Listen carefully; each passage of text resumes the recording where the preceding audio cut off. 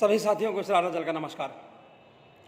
साथियों, हम लगातार आयुध अधिनियम 1959 के बारे में आपसे बातचीत कर रहे हैं। इस वीडियो सीरीज़ का यह चौथा भाग है। इसमें हम धारा 26 से लेकर के धारा 35 तक आपसे बातचीत करेंगे। क्या है आयुध अधिनियम की धारा 26? आयुध अधिनियम की धारा 26 गुप्त उल्लंघन के बारे में है।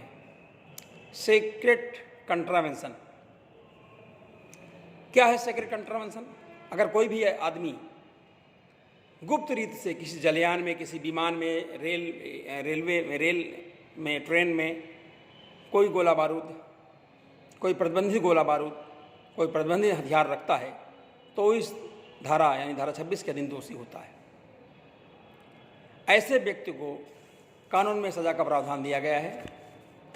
अगर कोई व्यक्ति ऐसा पाया जाता है तो उसके खिलाफ एफआईआर दर्ज होती है कि जिसने गैरकानूनी रूप से किसी ट्रेन में, विमान में या जलयान में कोई भी गोला बारूद प्रतिबंधित रखा था, कोई भी बंदूकें, राइफल या कुछ भी प्रतिबंधित जो है उनको रखा था, या उसका लाइसेंस उसके पास नहीं था, उस संबंध में उसके पास लाइसेंस नहीं था, तो निश्चित तौर से वो कम से कम 5 साल और अधिकतम 10 साल की सज़ा का दायी होगा और जुर्माना भी देना पड़ेगा। सज़ा भी है, जुर्माना भी है, दोनों हैं। और यदि धारा 22 के अधीन तलाशी ली जाने पर कोई आदमी कोई हथियार, गोला बारूद या आयुध छिपाएगा तो या छिपाने का प्रयास करेगा तो कम से कम 10 साल और अधिकतम उम्र कैद की सज़ा होगी और जुर्माना भी साथियों होगा। 27 आर्म्स एक्ट 1959। आर्म्स एक्ट की धारा 27 में भी आयुधों को उपयोग में लाने के लिए दंड की व्यवस्था है। जो कोई भी आयुधों को उपयोग में लाएगा उसके लिए दंड की व्यवस्था है। क्या दंड की व्यवस्था है साथियों? जो कोई भी धारा 5 के उल्लंघन में किसी आयुधों या गोला बारूद को उपयोग में लाएगा या कारावास से जिसकी अवधि कम से कम 3 साल होगी, अधिकतम 7 साल होगी, उससे दंडनीय होगा और जुर्माने का हकदार होगा। जो कोई धारा 7 के उल्लंघन में किसी खतरनाक गोला बारूद को रखोगा उससे कम से कम 7 साल सजा होगी, अधिकतम 10 साल सजा होगी और आजीवन कारावास भी होगी और जुर्माना भी होगा। अगर कोई प्रतिबंधित गोला बारूद हथियार रखता है, उसके फलस्वरूप किसी की मौत हो जाती है तो वो व्यक्ति मौत की सज़ा का हकदार होगा।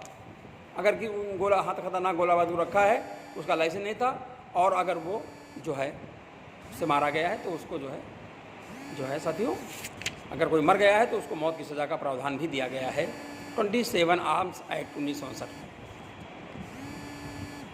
साथियों, धारा 28 जो आर्म्स एक्ट की वो कहती है कि अगर नकली हथियार भी आपने रखा है और जो उनका लाइसेंस अगर आपके पास नहीं है तो भी आपको 7 साल तक की सज़ा होगी, जुर्माना भी होगा।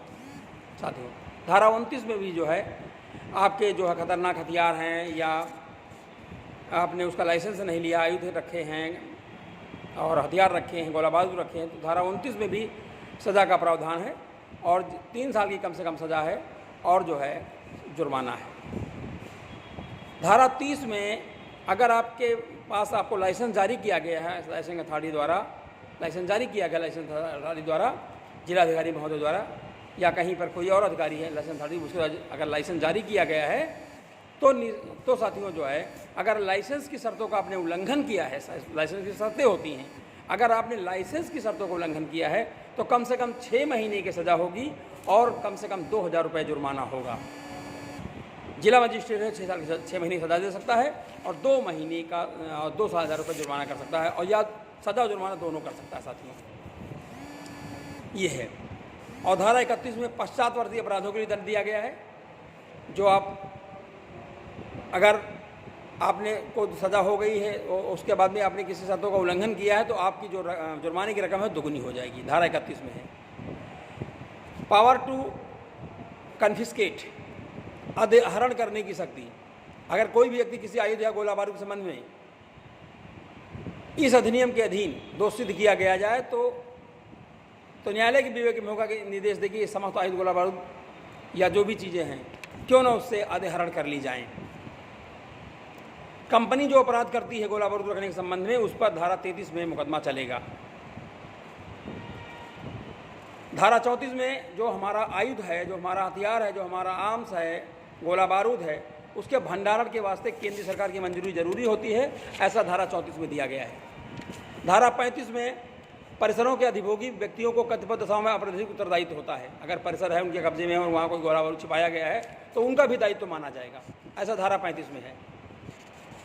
अपराधों के संबंध में इत्तिला का दिया जाना, हर व्यक्ति अपराधों के संबंध में इत्तिला देगा कि अपने निकटतम जो थाना है उसमें से इत्तिला दे सकेगा। अगर इत्तिला नहीं देता तो उसे भी जो है दोषी माना जाएगा। धारा 37 में गिरफ्तारी और तलाशी के बारे में है। आम साहिब की धारा 37 में गिरफ्तारी और तलाशी के बारे में।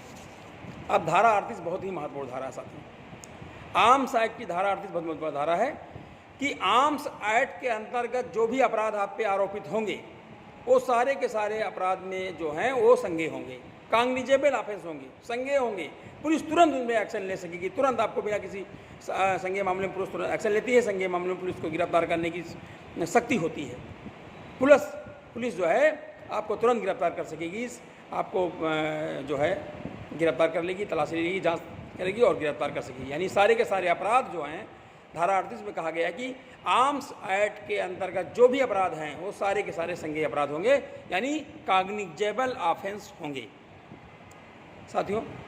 और धारा 39 में दिया गया कि जिला मजिस्ट्रेट की मंजूरी आवश्यक होती है। अगर किसी व्यक्ति विरुद्ध धारा 3 के अधीन कोई भी मुकदमा चलाना है तो वो जिला मजिस्ट्रेट की मंजूरी आवश्यक होगी। वैसे जिला मजिस्ट्रेट साहब मंजूरी दे देते हैं, लेकिन धारा 39 में कहा गया है कि जिला मजिस्ट्रेट की मंजूरी के बाद ही धारा 3 के अधीन किसी भी व्यक्ति पर हथियार गोला बारूद रखने के संबंध में मुकदमा चलाया जा सकेगा। धारा 40 में सद्भावना की पूर्वक की गई कार्रवाई के बारे में है। धारा 41 में छूट के बारे में है।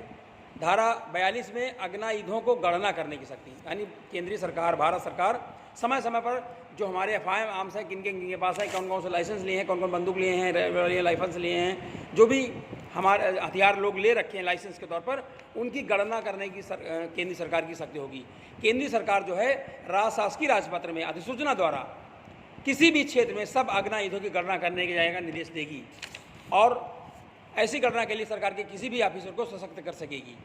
जिले में वैसे जिलाधिकारी ही होता है और कप्तान भी होता है। इस वीडियो में साथियों इतना ही। इस वीडियो में आपने जो है धारा 26 से लेकर के धारा 42 तक देखा है। आशा नहीं बल्कि विश्वास है कि वीडियो आपको पसंद आएगा। आप आर्म्स एक्ट 1959 की धारा 26 से लेकर धारा 42 को समझें और जानें। आप सभी साथियों को बहुत बहुत धन्यवाद वीडियो देखने के लिए। आशा नहीं बल्कि विश्वास कि वीडियो आपको पसंद आएगा और आप सभी साथी जो है इस वीडियो को देखें, पसंद करें, लाइक करें और चैनल को सब्सक्राइब अवश्य करें। हमारे चैनल का नाम तर्कशील समाधान चैनल है। आप सभी साथियों का पुनः बहुत बहुत धन्यवाद। जय राष्ट्र, जय भारत, जय संविधान।